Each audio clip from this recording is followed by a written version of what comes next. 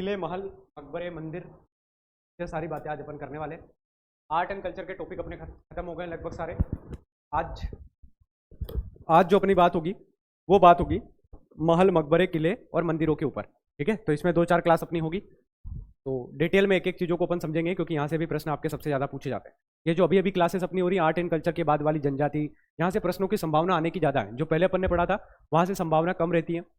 ये जो है ना, ये हमारे मध्य प्रदेश का एक प्रकार से प्राउड हो सकता है, मतलब आप इसको प्राउड मानो। भारत सरकार, मध्य प्रदेश सरकार के जो आर्ट एंड कल्चर की जो चीज़ें हैं, यहाँ से लगातार प्रश्न पूछे जाते रहे। ठीक है, तो अपन एक एक करके इन चीज़ों को समझने का प्रयास करते हैं। ठीक है, चलिए, ये कौन बता सकता है क्या है, कहाँ का स्थान है, ये कोई बता सकता है? कितना प्यारा लग रहा है, आवाज़ आ रही? ठीक, चलो सबसे पहले बात करेंगे पर्यटन स्थलों की। तो पर्यटन स्थल कितने प्रकार के हो सकते हैं भाई? आपको मैं अगर एक लाइन में बताऊं तो हमारे यहाँ पे पर्यटन स्थल बहुत सारे प्रकार के हो सकते हैं। जैसे अगर आपने पर्यटन की बात की है तो हम जो पर्यटन स्थल है उसमें अलग अलग प्रकार देख सकते हैं। आपसे कोई कहे कि भाई मध्य प्रदेश के पर्यटन पर निबंध लिखो, तो हम मध्य प्रदेश में कितने प्रकार के पर्यटन देखते हैं? 2-3-4 प्रकार के अलग अलग पर्यटन है। एक तो हमारे पर्यटन आते हैं भाई प्राकृतिक। एक कौन से आते हैं? प्राकृतिक प्रकार के। आप कहोगे सर प्राकृतिक जो है वो हमारे पर्यटन हो सकते हैं। ठीक है, प्राकृतिक पर्यटन, प्राकृतिक पर्यटन स्थल।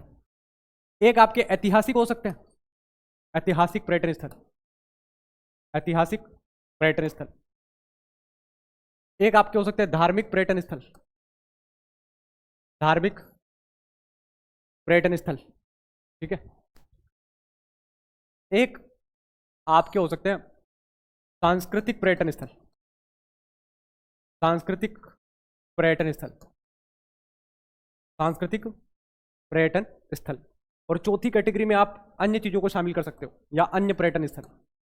तो जब भी आप मध्य प्रदेश के अंदर घूमने जाते हो, या मध्य प्रदेश के दिमाग में, या मध्य प्रदेश की कोई चीज आपके दिमाग में चलती है, तो कुछ ना कुछ आपके दिमाग में चलता होगा भाई हमारे मध्य प्रदेश में कितने प्रकार की ऐसी चीजें हैं जहां हम घूमने जा सकते हैं। या वो चीजें आपके पेपर में पूछी भी जाती है, केवल घूमने मात्र से मतलब नहीं है, आपके पेपर में चीजें पूछी भी जा रही है। ठीक है, तो मैं एक एक करके चीजों को पहले आपको ओवरव्यू दे देता हूं, फिर अपन एक एक चीजें समझते हैं। देखो, जब हम प्राकृतिक पर्यटन की बात करते हैं प्यारे दोस्तों, तो प्राकृतिक पर्यटन के अंदर हमारे पास अलग अलग कैटेगरी है। जैसे प्राकृतिक पर्यटन की बात करें तो सबसे पहले तो हमारे दिमाग में आता है एक क्षेत्र अमरकंटक, जहां से नर्मदा हमारी निकलती है, तो अपने आप में प्राकृतिक स्थल है। और उस अमरकंटक वाले इलाके में बहुत सारी चीजें हैं, जैसे कि आपका नर्मदा का कुंड है जहां से नर्मदा निकलती है, साथ ही साथ ज्वालेश्वर महादेव टेम्पल है, साथ ही साथ माई की बगिया है, ऋक्ष पर्वत है ना, अमरकंटक चोटी अपने आप में बहुत ही दर्शनीय स्थल है, ये सारी चीजें। फिर हमने पंचमढ़ी देखा था सर। पंचमढ़ी अपने आप में एक बहुत बड़ा पर्यटन स्थल है, क्योंकि यहीं पर आपको सतपुड़ा का जंगल मिलता है, यहीं पर आपको बड़ा महादेव मिलता है, यहीं पर आपको जटाशंकर मिलता है, यहीं पर आपको रीछगढ़ मिलता है, यहीं पर आपको वो मिलता है सिल्वर फॉल मिलता है, बी फॉल मिलता है, तवा नदी यहाँ पर आपको मिलती है, मड़ई का मेला यहाँ पर लगता है। तो अपने आप में ये भी एक बहुत बड़ा पर्यटन स्थल बना। उसके अलावा मांडव जो है, मांडू जिसे आप कहते हो मध्य प्रदेश के अंदर, मांडू एक क्षेत्र है, यह भी प्राकृतिक पर्यटन स्थल है। मांडव की पहाड़ियाँ जिसे कहते हैं विंध्याचल श्रेणी के अंतर्गत आती है, धार जिले के अंदर। यहाँ पे बहुत सारे ऐतिहासिक मकबरे, किले, मकबरे वगैरह भी हैं। तो ये देखो, कुछ चीजें प्राकृतिक भी होगी और ऐतिहासिक भी होगी, दोनों मिक्स होगा। ठीक है, तो मांडू प्राकृतिक भी है। ठीक है, उसके अलावा और अगर आप प्राकृतिक चीजों की बात करो तो हमारे सभी राष्ट्रीय उद्यान, सभी राष्ट्रीय उद्यान हमारे प्राकृतिक श्रेणी में आते हैं।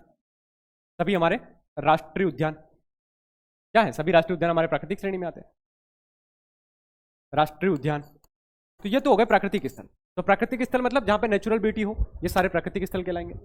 ऐतिहासिक स्थल की यदि बात करें तो सबसे बड़ा जो हमारा ऐतिहासिक स्थल निकल कर आता है वो आता है खजुराहो, जहां पे हमारे टेम्पल हैं। तो अब खजुराहो ऐतिहासिक है। भीमबेटका, ठीक है, भीमबेटका या भीमबेटिका जिसे कहते हैं। उसके बाद आपका सांची, ग्वालियर, बुरहानपुर। जैसे मेंस कभी आप देने का आपको मौका मिले एमपीपीएससी का, और आपसे पूछे कि मध्य प्रदेश, जैसे मेरा पेपर था ना, तो पूछा था 2019 के मेंस में कि मध्य प्रदेश के पर्यटन पर 300 शब्द लिखिए। तो आप ऐसे बना के लिखोगे ना तो बहुत प्यारा लगता है आंसर, है ना, आपको पूरे पूरे नंबर भी मिल जाते हैं। बुरहानपुर शहर अपने आप में ऐतिहासिक शहर है। ठीक है, ओरछा, ये भी एक ऐतिहासिक शहर है, साथ ही साथ धार्मिक शहर भी है। ठीक है, और कुछ याद आ रहा है ऐतिहासिक में? मांडू, मांडू जो अपन ने इधर लिखा वो इसमें भी आता है, क्योंकि यहीं पर तो राजा रानी के प्यार की कहानियां है ना। कौन सा महल है? जहाज महल बनाया था यहाँ पे राजा ने। ठीक है, धार, ऐतिहासिक नगर भैया धार, राजा भोज और इनसे संबंधित है। ठीक है, धार्मिक पर्यटन की बात करें तो धार्मिक पर्यटन में आपका उज्जैन आता है सबसे इंपॉर्टेंट, उज्जैन, ओमकारेश्वर, ओमकारेश्वर, महेश्वर, महेश्वर इधर भी आ जाएगा ना, महेश्वर इसमें भी आप लिख लीजिए, क्योंकि महेश्वर जो है वो आपका ऐतिहासिक भी है और आपका ये भी है ना, जहां पे भगवान की मूर्तियां हो, भगवान से संबंधित हो, ठीक है। इसके अलावा और कौन सा हो सकता है? धार्मिक, खजुराहो हो सकता है, क्योंकि मुख्य रूप से तो खजुराहो ऐतिहासिक है, लेकिन अगर ऐसे आप देखोगे तो वहां मंदिर भी आपको मिलते हैं, ठीक है, तो खजुराहो भी आपका धार्मिक में आ जाएगा। सांची, सांची तो बौद्ध धर्म से संबंधित है ना, तो ऐतिहासिक भी है, क्योंकि अशोक की बहुत सारी चीजें हमको वहां से मिली है, इसलिए ऐतिहासिक भी है, और सांची एक धार्मिक इलाका भी है, ठीक है। इसके अलावा और अगर आप देखोगे तो जितने भी अन्य मंदिर आपको मिलते हैं बड़े बड़े, वो सबको आप इस कैटेगरी में शामिल कर लो, अन्य मंदिर, इसीलिए मैंने अन्य मंदिर लिख दिया, नहीं तो कुछ दोस्त कहेंगे सर हमारे गांव का नाम नहीं लिखा, ठीक है। अभी पढ़ेंगे भाई का किला, बहन का किला, है ना, पत्नी का किला, सारे किले पढ़ेंगे। फिर आते हैं सांस्कृतिक पर्यटन, तो हमारा सबसे बढ़िया इंपॉर्टेंट है भगोरिया, सांस्कृतिक पर्यटन, है ना, मड़ई का मेला, मड़ई का मेला, ठीक है। सभी जनजाति क्षेत्र मध्य प्रदेश के जो अपने आप में एक सांस्कृतिक पर्यटन है, गांव में घूमने आते हैं लोग, सोचो आप पैसा देकर, ऐसे गांव मध्य प्रदेश सरकार विकसित कर रही है, जैसे पंचमढ़ी जाओगे ना तो बहुत सारे ऐसे गांव विकसित कर रही है सरकार, जहां पे विदेशी लोग या आप लोग भी जा सकते हो कि भाई गांव का कल्चर कैसा है समझने के लिए। भाई अपन तो गांव में रहते हैं, अपन क्या देखेंगे, है ना, तो अधिकतर लोग गांव का कल्चर समझने के लिए गांव में जाते हैं। आगे बात समझ में, चलिए। फिर अन्य पर्यटन के अंदर अन्य चीजें आ जाएगी आपकी जो बची कुची हैं, है ना, तो अन्य पर्यटन के अंदर आपके जो और स्थल हैं, अन्य जो मिक्स स्थल हो सकता है ना, जहाँ नदी भी बह रही है, जहाँ पे आपके मंदिर भी हैं और इस प्रकार के, तो अन्य स्थलों में आप इसको शामिल कर सकते हो। तो मुख्य रूप से ये हमको चीजें समझना है, तो एक एक करके अपन समझेंगे। और ये जो ऐतिहासिक है इसमें सभी किले आ जाएंगे, है ना, ऐतिहासिक के अंदर आपके सभी किले भी अपन पढ़ेंगे और मकबरे भी आ जाएंगे सभी के। अन्य में आप लिख लो छत्री एवं मकबरे, ठीक है, तो जो मकबरे वगैरह होते हैं इनको भी अपन पढ़ लेंगे। इसी में लिख लो किले, किले ऐतिहासिक, ठीक है, तो इस प्रकार ये अपना पूरा रहेगा। आगे बढ़ते हैं, एक एक करके पढ़ने की प्रयास करते हैं। सबसे पहले बात करेंगे पंचमढ़ी की। पंचमढ़ी के बारे में मैं आपको बता दूं कि पंचमढ़ी के बारे में अगर आपसे कुछ पूछा जाए तो आप बताइएगा सर, जैसे मान लीजिए मुझे कोई पूछे कि सर पंचमढ़ी के बारे में आप क्या जानते हो, तो मैं आपको कहूंगा, जो मैं यहां लिखूंगा वो बहुत इंपॉर्टेंट होगा, वो आप अभी याद कर लीजिएगा। मुझे कोई पूछे कि सर पंचमढ़ी जो है इसके बारे में आपकी क्या राय है, या परीक्षा में यहां से क्या प्रश्न बनाए जा सकते हैं, कौन कौन सी ऐसी चीजें हैं जो पंचमढ़ी के बारे में हमें पता होनी चाहिए। तो पहली बात तो सर पंचमढ़ी जो है ना, ये आता है सतपुड़ा पर्वत पे। कहां आता है? सतपुड़ा। तो पहला इंपॉर्टेंट फैक्ट आप लिखिएगा, सतपुड़ा की रानी इसे कहा जाता है, सतपुड़ा पर्वत सतपुड़ा की रानी इसे कहा जाता है। दूसरी इंपॉर्टेंट बात आप ध्यान रखिएगा, पंचमढ़ी जो है ये तवा नदी के किनारे पर आता है, तवा रिवर बहती है यहां पे, तवा नदी बहती है। एक तरह से प्राकृतिक स्थल है, प्राकृतिक स्थल है, और यहीं पर आपका सतपुड़ा नेशनल पार्क है, सतपुड़ा नेशनल पार्क। यहां पर अगर आप आओगे तो यहां पे कुछ धार्मिक स्थल भी आपको मिलेंगे, कुछ आपको धार्मिक स्थल भी मिलेंगे, जिसमें कुछ टेम्पलों के नाम आप याद रख लीजिएगा जो आपसे पूछे जाएंगे कि पंचमढ़ी में इनमें से कौन कौन से टेम्पल हैं। तो आप जटाशंकर बता सकते हो, जटाशंकर एक भगवान का मंदिर है, यहाँ पे भगवान शिव को समर्पित है। यहां पर आप एक बड़ा महादेव बता सकते हो, बड़ा महादेव मंदिर, ठीक है। आप यहाँ पे बौद्ध गुफाएं बता सकते हो, बौद्ध गुफाएं जिन्हें आप पांडव की केव कहते हो, पांडव की गुफाएं भी कहा जाता है इन्हें, पांडव की गुफाएं, पांडव केव या पांडव की गुफाएं, ठीक है। इसी के अंदर आपका सतपुड़ा जो नेशनल पार्क है, और सतपुड़ा नेशनल पार्क अपने आप में बहुत इंपॉर्टेंट है। इस सतपुड़ा नेशनल पार्क के अंदर आपको मिलेगी बाइसन लॉज, जिसको भारत सरकार ने अवार्ड दे रखा है, बाइसन लॉज। बाइसन यहाँ का एक पक्षी है उसके नाम पर, सॉरी एक जानवर है, ठीक है, बाइसन लॉज, बाइसन लॉज मिलेगा आपको यहाँ पे। ये जो सतपुड़ा नेशनल पार्क है इसी के अंदर एक अभ्यारण्य आता है, बोरी घाटी अभ्यारण्य। क्या आता है? बोरी घाटी अभ्यारण्य। ये बोरी घाटी अभ्यारण्य जो है ना, ये अपने सागौन के उत्पादन के लिए प्रसिद्ध है। सागौन यहां पे निकलेगा, सागौन क्या मिलेगा आपको? सागौन मिलेगा, याद रखिएगा, सागौन। अब अगर आगे बढ़ोगे आप इसी सतपुड़ा के अंदर, तो ये अपने आप में एक टाइगर रिजर्व है, सरकार ने इसको टाइगर रिजर्व घोषित कर रखा है, टाइगर रिजर्व इसको घोषित कर रखा है, ठीक है। सतपुड़ा नेशनल पार्क की यदि बात की जाए तो Satpura national park biosphere reserve भी है, बायोस्फीयर रिजर्व भी है, जिसे आप जैव मंडल आरक्षित क्षेत्र कहते हो। क्या कहते हो? जैव मंडल, जैव मंडल आरक्षित क्षेत्र, जैव मंडल आरक्षित क्षेत्र, जैव मंडल आरक्षित क्षेत्र। इसी सतपुड़ा नेशनल पार्क के अंदर आपको वन प्रहरी वन प्रहरी प्रशिक्षण संस्थान भी मिलेगा। वन प्रहरी प्रशिक्षण संस्थान, यानी कि जो वन प्रहरी होते हैं हमारे, वन रक्षक जिसे आप कहते हो, उनके ट्रेनिंग के लिए यहां पे चीजें कर रखी है। दूसरी इंपॉर्टेंट बात यदि अपन पंचमढ़ी के बारे में करें तो कुछ प्राकृतिक स्थल हैं जो यहां से आपसे पूछे जा सकते हैं। प्राकृतिक और प्राकृतिक स्थलों में आप देखोगे तो यहां पे आपको मिलेगा बी फॉल, आपको मिलेगा बी फॉल, झरना है, बी मतलब जो मधुमक्खी होती है उससे संबंधित यहाँ पे है ना, मतलब जब पानी ऊपर से गिरता है तो ऐसा लगता है कि मधुमक्खी आपको काट रही है, ठीक है, तो इसीलिए इसका नाम बी फॉल रखा गया। फिर एक मिलेगा रजत प्रपात, रजत प्रपात, ठीक है, प्राकृतिक झरने में रजत प्रपात और बी फॉल, ठीक है। साथ ही साथ तवा रिवर मैंने बताई थी, तवा नदी, ये प्राकृतिक झरना है यहाँ का, तवा नदी। अब और अगर पंचमढ़ी के बारे में आप थोड़ा और जाना चाहो तो आप इसके अंदर रीछगढ़ एक स्थान है, कुछ पॉइंट है यहाँ पर रीछगढ़ नाम से, जहां आप घूमने जा सकते हो। आपको धूपगढ़ मिलता है यहीं पर, धूपगढ़। आपको मिलता है हांडी खो, हांडी खो, इसे प्रियदर्शनी पॉइंट भी कहते हैं हांडी खो को, जहां पे भारत का नक्शा दिखाई देता है। जब आप दूर से देखते हो तो यहाँ पे इस शेप का आपको दिखाई देगा हांडी खो, इस शेप का, जो नीचे का आकार है भारत का, ठीक है। तो एक बार इंदिरा गांधी यहाँ पर आई थी, इसलिए इसका नाम प्रियदर्शनी पॉइंट रख दिया गया। क्या रख दिया गया? प्रियदर्शनी पॉइंट रख दिया गया। ये एकमात्र ऐसा नेशनल पार्क है जिसके अंदर आप नाव की सवारी, मतलब नाव में जा सकते हो, मतलब घूम सकते हो, तालाब वगैरह है वहाँ पे, नदी है इसलिए नाव में भी देख सकते हो। आप अपनी खुद की गाड़ी भी अंदर ले जा सकते हो और साथ ही साथ आप हाथी के साथ भी जा सकते हो। तो बफर में सफर भी मध्य प्रदेश सरकार यहाँ पे चला रही है। रीछगढ़, धूपगढ़, ठीक है। एक यहाँ पे गुफा है जिसका एक्चुअल नाम जो है वो भगवान शंकर को लेकर है, और शंकर जी की गुफा है यहाँ पे। कहा जाता है कि जब भस्मासुर जो था वो भगवान के पीछे पड़ गया था तो भगवान यहाँ आके छुप गए थे, है ना, ऐसी कहानियां हैं। भस्मासुर की कहानी आपने सुनी होगी, है ना। भस्मासुर भगवान शिव को प्रसन्न करता है। भस्मासुर कहता है कि भगवान मुझे ऐसा आशीर्वाद दिया जाए कि मैं जिस पर हाथ रखूं वो भस्म हो जाए, इसलिए उसका नाम भस्मासुर रखा गया, है ना। भगवान ने कहा तथास्तु बेटा, जा जी ले अपनी जिंदगी, तू जिस पर हाथ रखेगा वो भस्म हो जाएगा।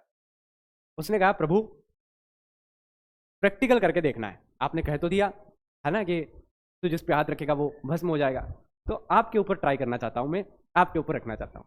भगवान ने कहा चल भाग, और भगवान आगे आगे और वो भाई पीछे पीछे, है ना। भगवान आगे दौड़ते रहे और वो पीछे पीछे ढूंढता रहा। तो ऐसी कहानी वहाँ पे लिखी हुई थी। जब मैं गया था पंचमढ़ी तो मैंने वहाँ जो बोर्ड लगे होते हैं ना उस पर लिखा होता है पूरी कहानी, तो मैंने वहाँ पढ़ी थी, तो मैंने सोचा कि आपको बता दूँ। तो भगवान बहुत अंदर एक गुफा है, उसके अंदर शिवलिंग है ना। वहाँ पे प्राकृतिक झरने टाइप पानी गुफाओं के अंदर से रीस रहा है, पानी गिर रहा है और उसके अंदर भगवान शिव बैठे हुए हैं, ठीक है। तो ये कहानी वहाँ की है। रजत फॉल में नहा के आ गए, बहुत बढ़िया।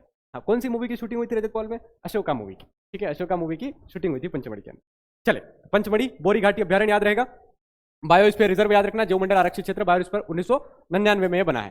3 बायोस्फीयर रिजर्व भी अपने पास, अचार कमार अमरकंटक, आपका सतपुड़ा टाइगर रिजर्व और पन्ना नेशनल पार्क। ये थे भैया आपके पंचमढ़ी की कहानी, इसके बारे में आप थोड़ा सा ध्यान रखिएगा, ठीक है। आप रेलवे स्टेशन से जाते तो कहाँ उतरना पड़ता है? पिपरिया में, है ना। उसके बाद आप पंचमढ़ी जा सकते हो। ये आपका पूरा पंचमढ़ी है, अभी देख लेते हैं, यहाँ लिखा हुआ भी है। होशंगाबाद जिले में स्थित है पंचमढ़ी, सतपुड़ा श्रेणियों में आता है। अब इसकी जो खोज की थी वो जेम्स फोर्सिथ नाम के व्यक्ति ने की थी। किसने की थी? जेम्स फोर्सिथ नाम के व्यक्ति ने की थी 1857 में। 1857 में भाई भागते हुए गया होगा, छुपते छुपते, 1857 की क्रांति के दौरान, तो इसने खोज की थी जेम्स फोर्सिथ ने। प्रमुख स्थल की बात करें तो हांडी खो, जिसे प्रियदर्शनी पॉइंट कहते हैं क्योंकि इंदिरा गांधी यहाँ पे गई थी। रजत प्रपात यहाँ पे मिलेगा, बी फॉल मिलेगा जिसे जमुना प्रपात भी कहा जाता है, बी फॉल बहुत ऊंचाई से गिरता है। हांडी खो आपको मिलेगा, जटाशंकर गुफा आपको मिलेगी, पांडव गुफा आपको मिलेगी, अप्सरा विहार यहाँ पे मिलेगा, अप्सरा विहार। चोरागढ़ एक स्थान है यहाँ पे, धूपगढ़ आपको मिलेगा, बड़े महादेव का मंदिर है जहाँ पे लोग त्रिशूल चढ़ाते हैं। अच्छा, बड़े महादेव कौन कौन गया पंचमढ़ी में? कोई गया था ऊपर? काफी ऊपर है यार वो, मैं तो बीच में से सोच रहा था कि नीचे आ जाऊँ, है ना, जाने से कोई मतलब है नहीं, बहुत ऊपर था, बहुत भयंकर ऊपर, ठीक है। और यहाँ की एक बात बताता हूँ मैं, यहाँ बहुत बंदर मिलते हैं, ठीक है। तो मैं ना नीचे से शायद कुछ आम मिल रहे थे उस समय, जो वहाँ के आम थे, तो हमने 2-3 दोस्त थे हम लोग, तो मैंने उस पेड़ से आम वाम निकाल लिए, मतलब नीचे नीचे ही था, पंचमढ़ी तो पूरा ही जंगल है, तो हमने अपनी गाड़ी रोकी और आम वाम हाथ में ले लिए। अब हम आम खा रहे थे और फिर हमारा अगला प्लान था कि हमको बड़ा महादेव जाना है, तो गाड़ी तो नीचे ही रहती है, फिर बड़ा महादेव चढ़ना होता है, ऊपर बहुत ऊपर है वो। तो हम जा रहे थे तो बंदर आ गया, ठीक है। तो जब बंदर आया तो ये जो 2-3 दोस्त थे इन्होंने तो अपने आम उसको दे दिए, मतलब हाथ में पकड़ा दिए। मैं ये था कि यार मैं नीचे से उठा के आम लाया हूँ, मैं क्यों दूँ, है ना, क्योंकि मैं ही खाऊंगा। और वो जब तक रास्ते में आगे खड़ा हो गया जब तक मैंने उसको आम नहीं दिया, ठीक है। मैं जैसे ही आगे बढ़ने की कोशिश करता हूँ वो काटने के लिए आगे बढ़ता है ना। उसने पूरा प्लान बना लिया था कि कैसे भी करके इसके हाथ में से आम छीनना है। मेरे जो 2 दोस्त थे उनको जाने दिया उसने, क्योंकि उसने आम दे दिए थे। जब तक मैंने आम नहीं फेंका तब तक उसने नहीं जाने दिया, ठीक है। तो ऐसे बंदर है भैया पंचमढ़ी के अंदर, तुम जाओ तो ध्यान रखना, है ना, तो चश्मा उसमें सब निकाल लेंगे, कैप वगैरह सब छीन लेते हैं हाथों में से और आके बैठ भी जाते हैं ऊपर। ठीक है, तो ध्यान रखना भाई जब जाओ तो। पांडव गुफा यहाँ पे मिलेगी। कहा जाता है, जब मैं वहां गया था तो यहाँ पे जो गाइड थे, गाइड उन्होंने ये कहा कि इनका कोई संबंध पांडव से नहीं है, फिर भी इनका नाम पांडव गुफा है। गाइड ने कहा था कि सर ये जो पांडव केव से हैं, यहाँ पे बौद्ध भिक्षु पहले रहा करते होंगे। कौन रहा करते थे? बौद्ध भिक्षु। ये वहीं के व्यक्ति ने मुझे जानकारी बताई है। उसी ने मुझे कहा कि सर ये नाम पांडव केव है, लेकिन ये जो पांडव केव हैं ये पांडवों से इसका कोई लेना देना नहीं है सर। यहाँ पर बौद्ध भिक्षु रहा करते थे, बौद्ध धर्म को मानने वाले लोग यहाँ पे रहा करते थे। तो कुछ गुफाएं अभी बंद है और सबसे पहले पॉइंट पे हम यहीं पर गए थे। ठीक है, फिर गुप्त महादेव मिलेगा, रीचगढ़ मिलेगा, राज्य का पुलिस प्रशिक्षण शाला भी यहाँ पर है। डचेस फॉल आप याद रखिएगा, ये शायद मैंने नहीं बताया था आपको, तो डचेस फॉल भी यहाँ पर है। संगम, देनवा नदी और बाइसन लॉज आपको यहाँ पर मिलेगी। ये पंचमढ़ी की कुछ खासियत है। हाँ, बहुत ऊंचा है, जहाँ पे त्रिशूल चढ़ाते हैं, बहुत बड़ा पहाड़ है। अब बात करते हैं खजुराहो की। तो खजुराहो में दो तरह के मंदिर हैं। जैसे मान लीजिए ये इलाका है, तो इसमें आपका उत्तरी और दक्षिणी इलाके, पूर्व पश्चिम इलाके में ऐसे बटे हुए मंदिर। 84 से ज्यादा मंदिर यहाँ पर मिले हैं। खजुराहो छतरपुर डिस्ट्रिक्ट के अंदर आता है। खजुराहो कहाँ आता है? छतरपुर डिस्ट्रिक्ट के अंदर आता है। तो जब हम खजुराहो की बात करते हैं तो हमको दो तीन चीजें याद रखना है खजुराहो के बारे में, कि ये एक धार्मिक पर्यटन स्थल के होने के साथ साथ हमारा प्राकृतिक पर्यटन स्थल नहीं है। खजुराहो जो है वो ऐतिहासिक पर्यटन स्थल है और धार्मिक पर्यटन स्थल है ना, मैंने शायद प्राकृतिक बोल दिया था। अब देखिए, जब हम खजुराहो की बात करते हैं तो सबसे इंपॉर्टेंट पॉइंट क्या बन सकता है सर यहाँ से, कि खजुराहो कहाँ आता है, किस जिले में आता है, किस संभाग में आता है? तो ये आता है छतरपुर में। याद रखेंगे, छतरपुर। वेरी इंपॉर्टेंट प्रश्न यही बनेगा सबसे पहला। फिर पूछा जाएगा कि क्या खजुराहो यूनेस्को के वर्ल्ड हेरिटेज साइट में आता है? बिल्कुल आता है। तो कब वर्ल्ड हेरिटेज साइट में शामिल हुआ था? तो ये शामिल हुआ था 1986 में। वर्ल्ड हेरिटेज साइट में कब शामिल हुआ था? 1900। वर्ल्ड हेरिटेज साइट क्या होता है? यूनेस्को कुछ जगह को चिन्हित कर देती है कि भाई ये केवल भारत के लिए गर्व की बात नहीं है, पूरे विश्व के लिए गर्व की बात है। तो ऐसे स्थानों को सुरक्षित करने के लिए, बचाने के लिए यूनेस्को उनकी देखरेख करता है। इसे वर्ल्ड हेरिटेज साइट घोषित कर दिया जाता है। यूनेस्को एक संस्था है जो शिक्षा के लिए काम करती है। ध्यान रखना, यूनेस्को किसके लिए काम करता है? शिक्षा के लिए काम करता है। ठीक है, अब खजुराहो के अंदर बहुत सारी मूर्तियां हैं, इसलिए इसे मूर्ति कला का तीर्थ कहा जाता है। क्या कहा जाता है? मूर्ति कला का तीर्थ। मूर्ति कला का तीर्थ कहा जाता है। खजुराहो के बारे में बात करें तो यहां पे जो सबसे प्रसिद्ध मंदिर है उसका नाम है कंदरिया महादेव टेम्पल। कंदरिया महादेव, क्योंकि ये कंदरा के समान दिखाई देता है, गुफा के समान दिखाई देता है, जैसे कोई कटी हुई गुफा हो इस समान ये दिखाई देता है, तो इसे कंदरिया महादेव कहते हैं या कंदरिया। ये सबसे बड़ा मंदिर है यहाँ का और ये भगवान शिव को समर्पित है। याद रखिएगा, इस टेम्पल की जो निर्माण है वो किसने किया था सर? कंदरिया महादेव का निर्माण जो है वो किसने किया था? धंगदेव ने। ठीक है, विद्याधर ने किया था, विद्याधर ने, विद्याधर। ठीक है, और इसके बाद एक और टेम्पल आप याद रखिएगा, सूर्य मंदिर यहां पे मिलेगा, चित्रगुप्त मंदिर जिसे कहते हैं, चित्रगुप्त मंदिर। चित्रगुप्त मंदिर यह भी काफी फेमस मंदिर है यहाँ का। यह मंदिर जो है चित्रगुप्त मंदिर, इसमें भगवान सूर्य को रथ के ऊपर दिखाया गया है। सूर्य को रथ के ऊपर दिखाया गया, भगवान रथ के ऊपर बैठे हैं ऐसा दिखाया गया है ना, सूर्य को रथ के ऊपर। कौन कौन गया है अभी तक खजुराहो? गया है कोई? सूर्य को रथ के ऊपर दिखाया गया है और इसका जो निर्माण है वो कौन करता है? गंडदेव करते हैं। इसका जो निर्माण है वो गंडदेव नामक एक राजा के द्वारा किया जाता है, गंडदेव। ठीक है, ये सब चंदेल वंश के राजा हैं, ध्यान रखिएगा, है ना, क्योंकि खजुराहो टेम्पलों का निर्माण किसने किया है? चंदेल वंश के राजाओं ने किया है ना। तो याद रखिएगा, चंदेल वंश के राजाओं ने किया, क्योंकि यही सबसे इंपॉर्टेंट पॉइंट है। बहुत बार पेपर में आया किन राजाओं के द्वारा इसका निर्माण किया गया, तो चंदेल वंश के राजाओं के द्वारा इसका निर्माण किया गया। दो टेम्पल और याद रखिएगा, एक है पार्श्वनाथ और एक है विश्वनाथ। एक टेम्पल का नाम है पार्श्वनाथ, एक का नाम है विश्वनाथ। याद आ रही है आपको कौन सी क्लास में पढ़ा था ये सब? एमपी जीके में चंदेल वंश में पढ़ा चुका हूं मैं, है ना। चंदेल वंश जब हमने पढ़ा था तो ये पढ़ा था अपन ने। विश्वनाथ कौन बनाता है? ढंग का आदमी, ढंग का आदमी। ये वास्तविक संस्थापक है धंगदेव। धंगदेव क्या है? वास्तविक संस्थापक है। किसका? चंदेल वंश का। चंदेल वंश का वास्तविक संस्थापक धंगदेव, वास्तविक संस्थापक। धंगदेव क्या है? वास्तविक संस्थापक है। इसके अलावा अगर आप ध्यान रखो इसका, तो यहां पर आपको एक और मंदिर मिलेगा, लक्ष्मण मंदिर। और इसकी और विशेषता देखोगे तो यहां पे आपको लगभग हिंदू धर्म,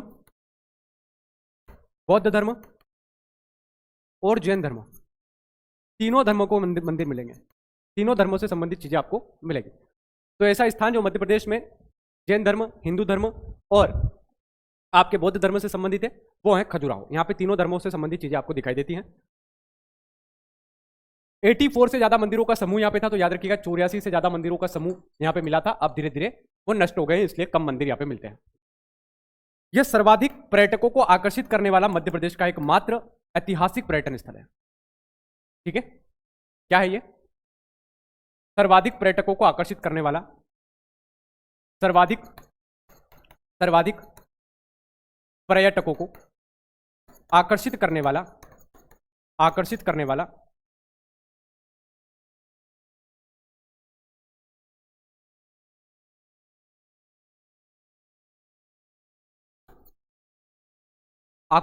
वाला स्थल। विदेशी पर्यटक सबसे ज्यादा कहां आते हैं मध्य प्रदेश में?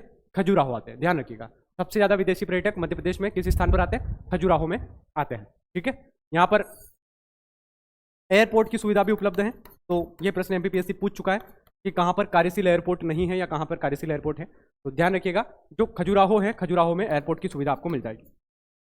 खजुराहो में एयरपोर्ट की सुविधा आपको मिलती है। और ये पूरा क्षेत्र जो है बुंदेलखंड में आता है ना। और इन मंदिरों का जो निर्माण हुआ है वो निर्माण हुआ है लाल बलुआ पत्थर से। कैसे हुआ है? लाल बलुआ पत्थर से निर्माण हुआ है। ठीक है, निर्माण मंदिर का जो हुआ है वो रेड पत्थरों से हुआ है, लाल बलुआ पत्थर से हुआ है। लाल बलुआ पत्थर। ठीक है, मूर्तिकला का तीर्थ कहलाता है, चंदेल वंशों के द्वारा बना हुआ है। विद्याधर इस मंदिर का निर्माण करवाते हैं। कंदरिया महादेव सबसे बड़ा टेम्पल यहाँ का, भगवान शिव को समर्पित है। विष्णु भगवान से संबंधित टेम्पल भी यहाँ पे मिल जाएंगे। पार्श्वनाथ मंदिर जैन धर्म से संबंधित है। विश्वनाथ मंदिर भी आपका जो है भगवान शिव को समर्पित है, दंगदेव बनवाता है। हिंदू बौद्ध जैन धर्म से संबंधित सर्वाधिक पर्यटक आकर्षित होते हैं। चित्रगुप्त टेम्पल जहाँ पे भगवान सूर्य को एक रथ के ऊपर दिखाया गया है। ठीक है, तो ये इतनी सारी बातें खजुराहो के बारे में आपको थोड़ी सी ध्यान रखनी है। अब अपन आगे बढ़ते हैं और अपनी स्लाइड को पढ़ लेते हैं। चलिए, ये जो मैंने लिखा ना ये सबसे इंपॉर्टेंट है, ये तो आपको याद होना ही चाहिए, उसके बाद की बात अलग है। ठीक है, चलिए, खजुराहो जैन बौद्ध तीर्थ है। ठीक है, रिवीजन अपन देखें। मध्य प्रदेश के छतरपुर जिले में आता है। बुंदेलखंड शैली में यहाँ पे मंदिर बने। जितने भी मंदिर यहाँ पे बने हुए किस शैली में बने हुए हैं? बुंदेलखंड शैली में।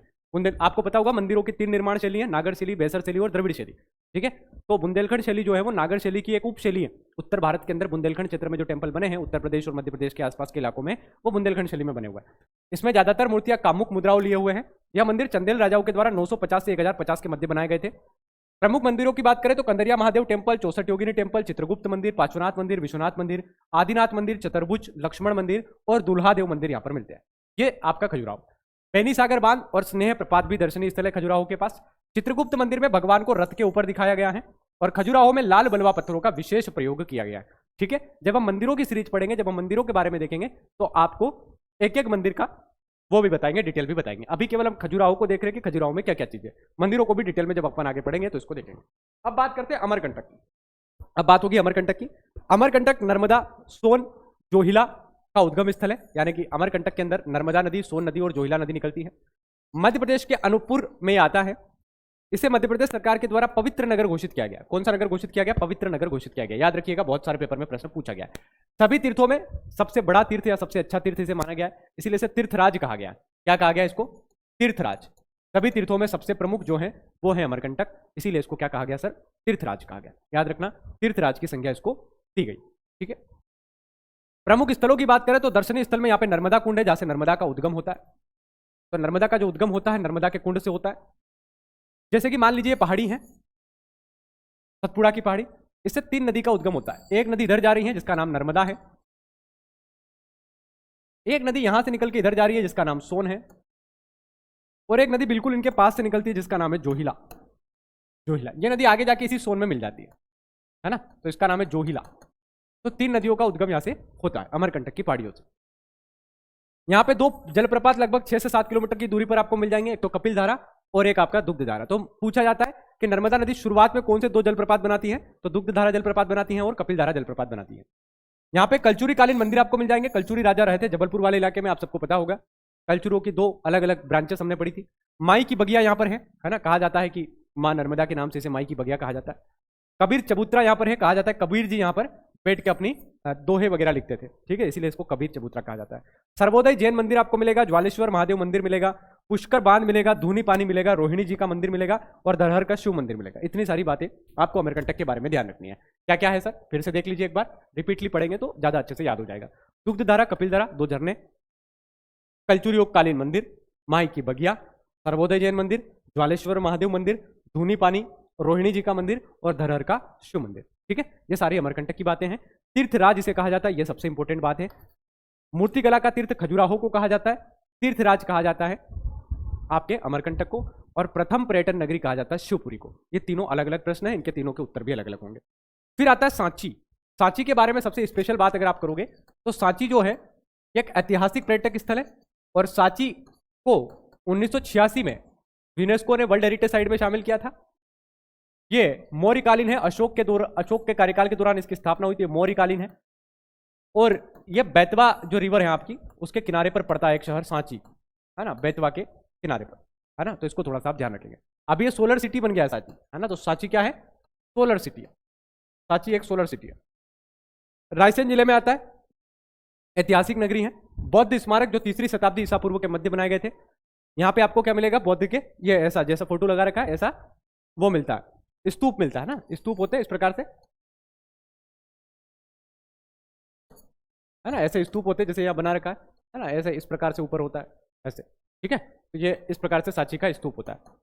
इसके आसपास पद दक्षिणा पद भी होता है, जो आप घूम के पद दक्षिणा पद कर सकते हो। ठीक है, जो सांची का स्तूप। बौद्ध स्मारक है जो 3री शताब्दी के मध्य बना है।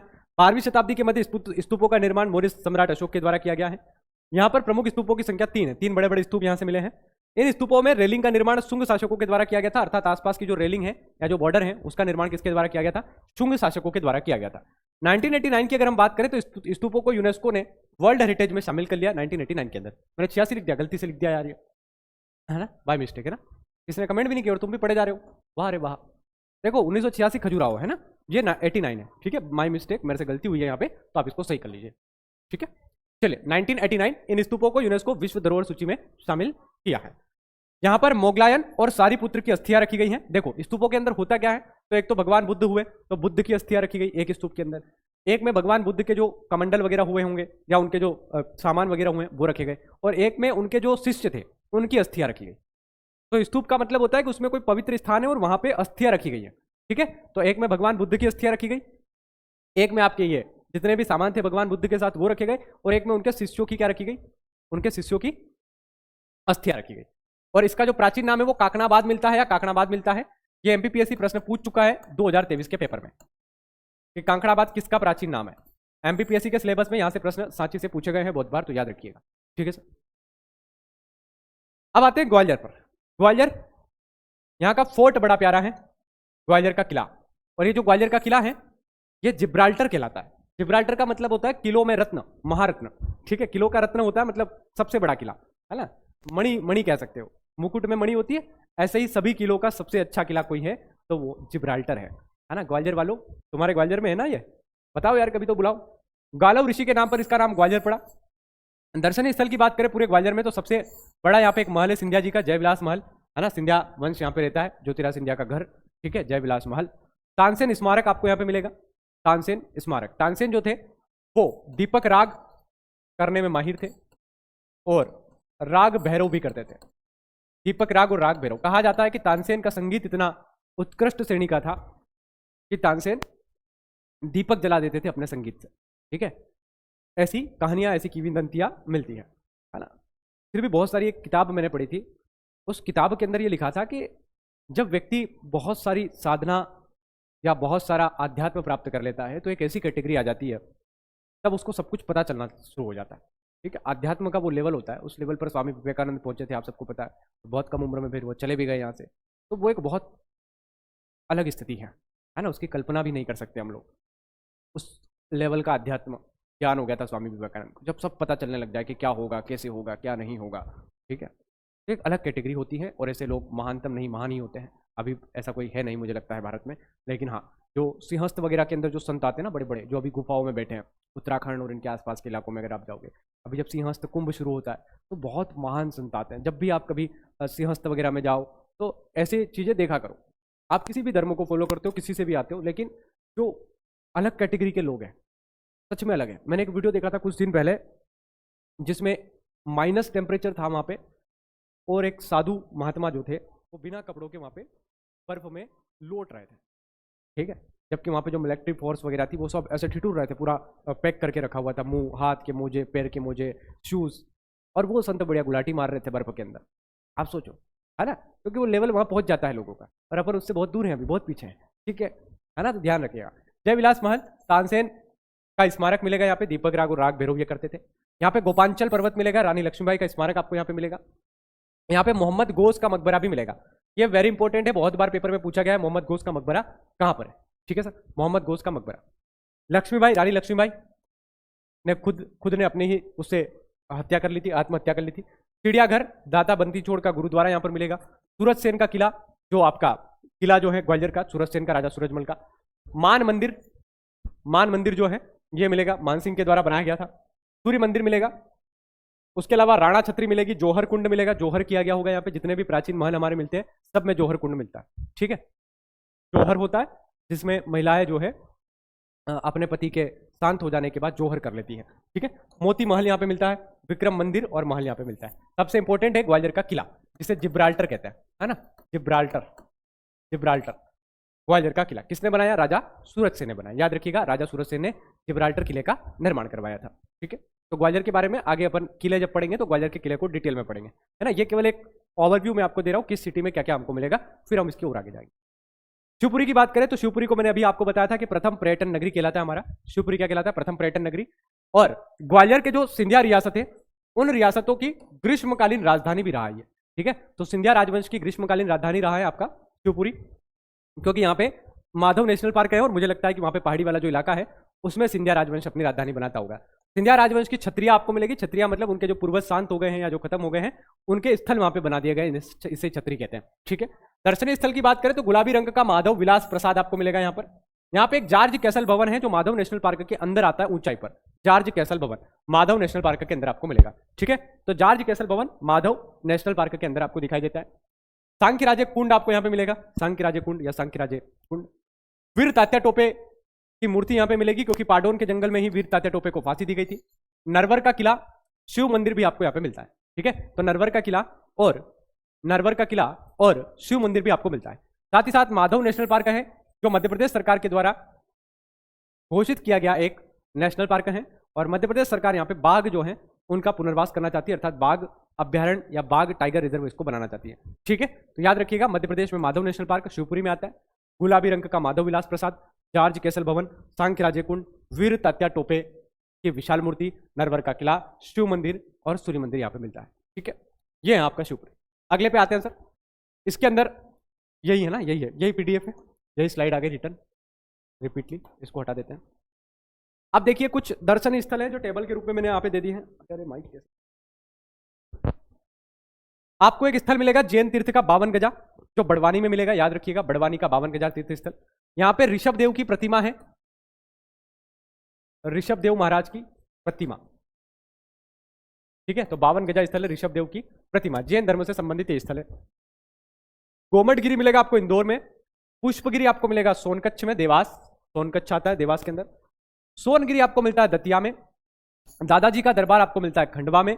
नेमावर तीर्थ आपको मिलता है देवास में, और मुक्तागिरी आपको मिलता है बैतूल में, ठीक है। तो ये भी आपके दर्शनीय स्थल है जो जैन धर्म से रिलेटेड है। एक तो 52 गजा बड़वानी, कोमटगिरी इंदौर, पुष्पगिरी सोनकच्छ, दादाजी का दरबार खंडवा, नेमावर देवास और मुक्तागिरी बैतूल, इसको आप याद रखिएगा। अब कुछ प्रमुख मस्जिदें हैं जिनको साथ साथ में आप पढ़ लीजिए। एक है ताजुल मस्जिद जो भोपाल में आती है, शाहजहां बेगम के द्वारा बनाई गई, ठीक है। ताजुल मस्जिद किसने बनाई, शाहजहां बेगम ने बनाई भोपाल के अंदर। ताजुल मस्जिद अपन ने उसमें पढ़ा था जब भोपाल रियासत आपको पढ़ाई थी ना, तो भोपाल रियासत में मैंने आपको बताया था। फिर हमने एक ढाई सीढ़ी मस्जिद भी पढ़ी थी जिसको दोस्त मोहम्मद खान ने निर्माण करवाया था। कौन था दोस्त मोहम्मद खान, याद आ रही है कुछ क्लास, पूछू कुछ बताओ देखे तो आज। दोस्त मोहम्मद खान से किस रानी ने मित्रता के लिए हाथ आगे बढ़ाया था, बताओ तो। कौन सी वो रानी थी जिसने दोस्त मोहम्मद खान से दोस्ती करने का प्रयास किया था?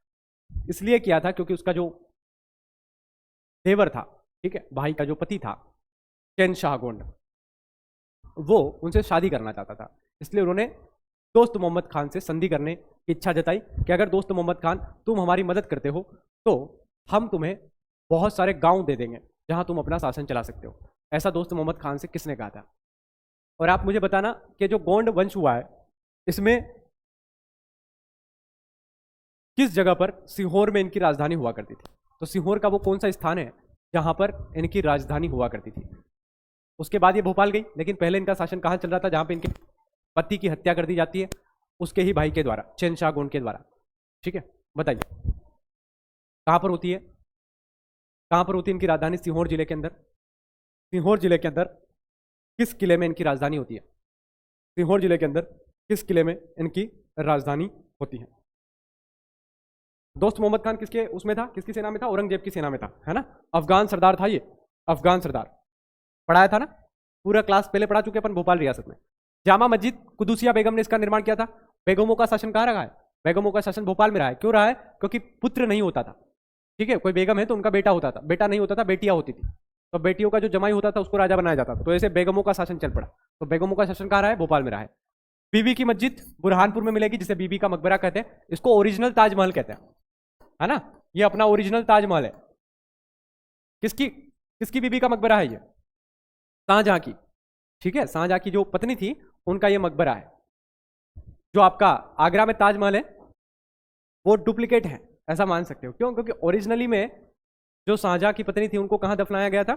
बुरहानपुर में दफनाया गया था। इसीलिए बीबी का मकबरा इसे कहते हैं, या बीबी की मस्जिद भी कहते हैं। ठीक है, बुरहानपुर में मिलेगी शाहजहां की जो बीबी थी उनकी मस्जिद। ठीक है, मोती मस्जिद सिकंदर जहां बेगम बनवाती है। सिकंदर जहां बेगम मोती मस्जिद का निर्माण करवाती है भोपाल में। ये थोड़ा सा ध्यान रखिएगा। बहुत बढ़िया। गिन्नौरगढ़ इनकी राजधानी हुआ करता था, जहां पे निजाम शाह गोंड और उनकी पत्नी कमलापति शासन कर रही होती है। इनका एक देवर होता है जिसका नाम होता है चैन शाह गोंड। जो चैन शाह गोंड चाहता है कि निजाम शाह को मार दिया जाए और रानी कमलापति से शादी कर लिया जाए, क्योंकि रानी कमलापति काफी सुंदर दिखती थी। निजाम शाह गोंड को उसका भाई चैन शाह गोंड खत्म कर देता है और रानी कमलापति इस डर से अपने बच्चे को लेकर भोपाल आ जाती है। भोपाल में दोस्त मोहम्मद खान उस समय हुआ करता होगा। दोस्त मोहम्मद खान से मित्रता करती है और कहती है कि अगर तुम हमारा साथ दोगे तो हम तुम्हें भोपाल के बहुत सारे गांव दे देंगे जहां तुम अपना शासन कर लेना। दोस्त मोहम्मद खान लालच में आ जाता है और चैन शाह से लड़ाई करता है। दोस्त मोहम्मद खान भी यही सोचता है कि रानी बाद में मुझसे शादी कर लेगी। ठीक है, तो दोस्त मोहम्मद खान और जो रानी कमलापति होती है इनके बीच संधि होती है। उसके अलावा रानी कमलापति महल या पैलेस आपको मिलेगा भोपाल में। वर्तमान में हबीबगंज रेलवे स्टेशन को रानी कमलापति रेलवे स्टेशन कहा गया, जो मध्य प्रदेश का पहला प्राइवेट रेलवे स्टेशन है जिसको बंसल ग्रुप संचालित कर रहा है। ठीक है, ये सारी बातें अपन ने पढ़ी थी। तो मोती मस्जिद, जामा मस्जिद और ढाई सिटी मस्जिद। ओंकारेश्वर तीर्थ स्थल की बात करें तो ओंकारेश्वर नर्मदा और कावेरी नदी के संगम पर आता है। प्रसिद्ध 12 ज्योतिर्लिंगों में से एक ज्योतिर्लिंग है ओंकारेश्वर। ओंकारेश्वर में यह नर्मदा नदी बह रही है। नर्मदा के इधर साइड यानी कि आपको पार करके जाना पड़ेगा तो आपको ओमकारेश्वर मिलेगा। यहां पे ओम आकार का एक पर्वत भी है इस प्रकार से बना हुआ, तो ओम आकार का पर्वत भी यहां पे है। दूसरी बात, जैसे मान लीजिए आप गाड़ी से आए, यहां रुके आप, तो आपको ब्रिज के माध्यम से ओंकारेश्वर इधर जाना है, लेकिन इसी साइड एक और टेंपल है जिसे आपका क्या कहते हो? ममलेश्वर कहते हो। तो ये एक प्रकार से 2 ज्योतिर्लिंग है और कहा जाता है कि इन दोनों ज्योतिर्लिंग के दर्शन करना अनिवार्य है, तभी माना जाएगा कि आपने भगवान ओमकारेश्वर के दर्शन किए। ठीक है, तो जब भी जाओ तो दोनों मंदिरों के दर्शन करना, एक मंदिर के करके मत आ जाना। तो प्रसिद्ध द्वादश ज्योतिर्लिंगों में से एक है, यह खंड ज्योतिर्लिंग है। कहा जाता है कि आधा टुकड़ा यहाँ है आधा टुकड़ा यहाँ है भगवान का। ठीक है, इसीलिए खंड ज्योतिर्लिंग इसे कहा गया। जब तक आप दोनों के दर्शन नहीं करते हो तब तक आपके उस ज्योतिर्लिंग के दर्शन पूरे नहीं माने जाते। ऐसी कहानियां चलती है भैया। तो मैंने आपको बता दी था कि आप कभी जाओ तो इस बात का ध्यान रखो, विशाल सर ने बोल रखा है। दर्शनीय स्थल सिद्ध बाबा मंदिर, 24 अवतार मंदिर, ओंकार मानदाता। ध्यान रखिएगा ओंकारेश्वर का प्राचीन नाम मानदाता नगर भी रहा है। एमपीपीएससी पूछ चुका है ये प्रश्न कि किस नगर का नाम मानदाता नगर था, तो ओंकारेश्वर का। सप्तमात्र का मंदिर और प्राचीन नाम इसका मानदाता मिलता है। ओंकारेश्वर बांध यहीं पर स्थित है जिसमें 600 मेगावाट का सोलर प्लांट लगा हुआ है। ठीक है सर, हाँ 600 मेगावाट का सोलर प्लांट यहाँ पे लगाया गया है। ठीक है, यहीं पर अभी हाल ही में आदि गुरु शंकराचार्य की प्रतिमा भी लगा गई है ना। तो शंकराचार्य की प्रतिमा लगाई गई यहाँ पे, आदि गुरु शंकराचार्य का जो बाल अवतार है उसकी प्रतिमा यहाँ पे लगाई गई है। ठीक है, यहाँ पे ओम आकार का एक पर्वत है जिसका आकार ही ओम जैसा है, इसीलिए इसका नाम ओमकारेश्वर रखा गया। ठीक है, तो यहाँ पे आदि गुरु शंकराचार्य जो हमारे थे, शंकराचार्य एक पदवी होती है ना, एक पद होता है। जो हिंदू धर्म के अंदर 4 पद हमारे हैं, 4 मठ हमारे हैं, इन चारों मठों के जो मेन मुखिया होते हैं उनको शंकराचार्य कहा जाता है। अभी एक शंकराचार्य को आपने देखा होगा, काफी वायरल हो रहा है आजकल, है ना, सरकार के खिलाफ बहुत बोलते हैं, वो भी शंकराचार्य ही है। ठीक है, तो शंकराचार्य एक पदवी होती है हिंदू धर्म के अंदर। अलग अलग 4 दिशाओं में हमारे 4 शंकराचार्य होते हैं। एक शंकराचार्य भी बहुत वायरल हो रहे हैं, बहुत अभी सरकार के खिलाफ जो बोलते हैं, जिन्होंने कहा था कि बिना मुहूर्त में आप मंदिर का उद्घाटन कर रहे हो, देखिएगा कुछ ना कुछ अनहोनी आपके साथ होगी। अभी कह रहे थे कल परसों थोड़े दिन पहले कि देखो मैंने कहा था अनहोनी हो गई, है ना, आपकी सीटें कम हो गई, है ना। तो ऐसी बहुत सारी, शंकराचार्य हिंदू धर्म में सर्वोच्च पद होता है, ठीक है। ये लोग जो भी बातें करते हैं, ये संत जो भी बातें करते हैं, उनमें बहुत सारे तर्क होते हैं, बहुत सारी ऐसी बातें होती है जो कोई भी उनका अपमान, मेरे ख्याल से कोई अपमान नहीं कर सकता, क्योंकि हिंदू धर्म के अंदर जो सर्वोच्च पद है उसके ऊपर वो भी बैठे हैं, है ना, और वो होता है शंकराचार्य का पद। तो हमारे यहाँ पे जो शंकराचार्य थे, आदि गुरु शंकराचार्य, जो ओमकारेश्वर में रहते थे, गुफा है शंकराचार्य की वहाँ पे, वो शांत हो गए थे पिछले 100 साल की उम्र में, है ना, शायद 99 या 101 साल में। तो उसके बाद मुख्यमंत्री शिवराज सिंह जी चौहान जो हमारे थे तत्कालीन मुख्यमंत्री, उन्होंने यहाँ पे मूर्ति बनाने की घोषणा की थी और फिर मूर्ति बना दी गई। तो अभी आदि गुरु शंकराचार्य की वहाँ पर मूर्ति है, ठीक है, याद रखिए। ओंकारेश्वर बांध यहीं पर है जिसमें 600 मेगावाट का सोलर प्लांट भी लगा हुआ है। महेश्वर की बात करें तो महेश्वर थोड़ा सा दूर है ओंकारेश्वर से, नर्मदा नदी के किनारे पर आता है। यहाँ की विशेषता यह है कि यहाँ पे जो इंदौर की रानी थी देवी अहल्या, उनकी यह राजधानी रह चुका है। तो अहल्याबाई ने यहाँ पर अपनी राजधानी स्थापित की थी। नर्मदा के तट पर बसा है महेश्वर, नर्मदा नदी के तट पर आता है। सम्राट कीर्तिवीर अर्जुन की प्राचीन राजधानी महिष्मती को आधुनिक महेश्वर कहा गया, यानी कि पहले यहाँ पे कीर्तिवीर अर्जुन जो थे उन्होंने अपनी राजधानी इसको बनाया था और ये राजधानी महिष्मती कहलाती थी। पहले एक जनपद हुआ करता था अवंती महाजनपद, इसकी 2 राजधानी हुआ करती थी, एक थी इसकी राजधानी उज्जैन और एक इसकी जो राजधानी थी वो थी आपकी महिष्मती। महिष्मती, तो ये महिष्मती ही बाद में क्या हो गया, महेश्वर हो गया, ठीक है। तो वर्तमान में जो महेश्वर है इसका प्राचीन नाम महिष्मती मिलता है, जबकि ओंकारेश्वर का प्राचीन नाम क्या मिलता है, मानधाता मिलता है। दोनों याद रखिएगा। इसका उल्लेख रामायण में भी मिलता है, महाभारत में भी मिलता है। और रानी अहल्याबाई होलकर जो इंदौर की महारानी हुई है, हमने इसको पढ़ा है किसमें, रानी अहल्याबाई को किसमें पढ़ा है हमने, होलकर रियासत में पढ़ा है ना। तो जिसने भी पहले हमारी रियासत वाली क्लास नहीं देखी, याद रखिएगा आपका जो लास्ट ऑप्शन होता है मध्य प्रदेश का इतिहास और संस्कृति, उसमें जाइएगा, उसमें 15 से ज्यादा क्लासेस हैं, वो पढ़िएगा, बहुत इंटरेस्टिंग है। रियासतें उसमें हमने पूरी पढ़ाई, तो जो बाद में जुड़े हैं ना वो उन चीजों को जरूर देखें। साड़ियों के लिए प्रसिद्ध है महेश्वर, अपने हैंडक्राफ्ट हैंडलूम उद्योग के लिए जाना जाता है। अहल्या संग्रहालय, राजगद्दी, राजवाड़ा और बहुत सारे घाट यहाँ पर है जो नर्मदा नदी के किनारे पर बने हुए हैं, ठीक है। तो बहुत सारे घाट, बहुत सारे यहाँ पे संग्रहालय हैं और म्यूजियम वगैरह भी यहाँ पर है, ठीक है। तो किससे संबंधित है, ये संबंधित है आपका रानी अहल्याबाई से। फिर आता है भोजपुर, इसे मध्य भारत का सोमनाथ कहते हैं। क्या कहते हैं इसको, मध्य भारत का सोमनाथ। वास्तविक सोमनाथ कौन सा है, गुजरात में है। भोजपुर ये बेतवा नदी के किनारे पर आता है। कहा जाता है कि यहाँ पर भोजपुर टेम्पल का निर्माण करवाया गया था राजा भोज के द्वारा, और सबसे बड़ी शिवलिंग यहाँ पर है, ठीक है। बहुत ऊंची शिवलिंग है। कोई बताएगा कितने फीट ऊंची है यहाँ की शिवलिंग, बहुत ऊंची शिवलिंग है, किसी को पता है कितने फीट होगी। धार के महान सम्राट हुए राजा भोज, जिनके बारे में हमने भोज या परमार रियासत के अंदर आपको बताया था। भव्य शिव मंदिर का निर्माण यहाँ पे किया गया जिसे सोमनाथ कहते हैं। यह भोजपुर मंदिर मैंने वहां भी आपको पढ़ा दिया था, यहाँ भी पढ़ रहे हैं पर। भोजपुर भगवान शिव को समर्पित एक मंदिर है जिसे भोजेश्वर टेम्पल भी कहा गया, और एक दर्शनीय स्थल है भोजेश्वर मंदिर, और जैन मंदिर भी यहाँ पर आपको मिल जाएगा। तो भोजपुर टेम्पल आपको कहाँ मिलेगा, भोपाल से थोड़ा दूर लेकिन रायसेन जिले में मिलेगा, ठीक है। भोपाल के पास है लेकिन जिला लगता है रायसेन, और नदी लगती है बेतवा, बेतवा नदी के किनारे पर। कहा जाता है कि टेम्पल अधूरा है, ठीक है। कैसा है, अधूरा है। और कहानी ये मिलती है कि राजा ये चाहते थे कि मंदिर एक दिन में पूरा हो, और एक दिन में जितना मंदिर पूरा होगा उतना ही मंदिर ये रहेगा, ऐसी कहानी चलती है, ठीक है। तो इसका जो ऊपर का शिखर है वो नहीं है ना। जब आप भोजपुर जाओगे तो आप देखोगे कि ऊपर का शिखर इस मंदिर का नहीं मिलेगा। तो ऐसी कहानियां मिलती है कि राजा चाहता था कि जो टेम्पल है ये पूरा बने एक ही दिन में, और जब यदि पूरा नहीं बनेगा तो जितना बनेगा ना उतना ही रखेंगे, ठीक है। तो ऐसे भी महान राजा हमारे देश में हुए हैं भैया, राजा भोज, ठीक है। भीमबेटका जो है, भीमबेटका ये एक ऐतिहासिक स्थल है।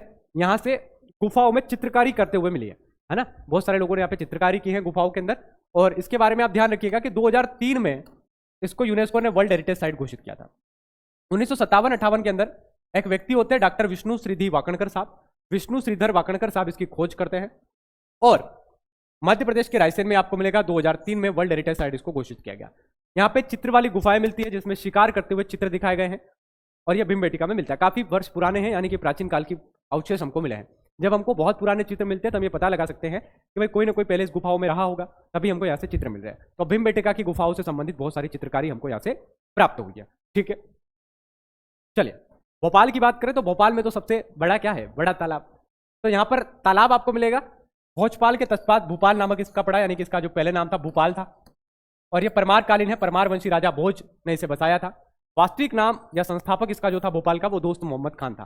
तो भोपाल का वास्तविक संस्थापक एमपीपीएससी सन 2020 में यह प्रश्न आ चुका है, ठीक है। भोपाल 5 पहाड़ियों पर बसा हुआ है, जिसमें 2 झीलें भी स्थित है, छोटा तालाब और बड़ा तालाब। ठीक है, यहाँ की जलवायु सम जलवायु है। मध्य प्रदेश के प्रमुख प्रशासनिक कार्यालय और मुख्यालय सभी यहाँ पर है, सतपुड़ा भवन और विंध्याचल भवन, जहाँ से हमारी सरकार चलती है। ठीक है, जो यहीं पर है। मुख्यमंत्री निवास श्यामला हिल्स पर आपको मिलेगा, सीएम साहब का घर है ये श्यामला हिल्स, और इसी के पीछे वन विहार नेशनल पार्क है। तो श्यामला हिल्स के पीछे कौन सा नेशनल पार्क? वन विहार नेशनल पार्क। ठीक है, तो सीएम साहब का आपका घर है। ठीक है, बाकी बातें अपन कल करेंगे, है ना। अभी तो पर्यटन वाली क्लासेस को अपन आगे बढ़ाते रहेंगे, अभी और चीजें अपने को इसमें देखना है, तो 2-3 क्लासेस में और लगेगी। ठीक है, चलिए बाय बाय, जय श्री महाकाल, बहुत बहुत धन्यवाद आप लोगों का।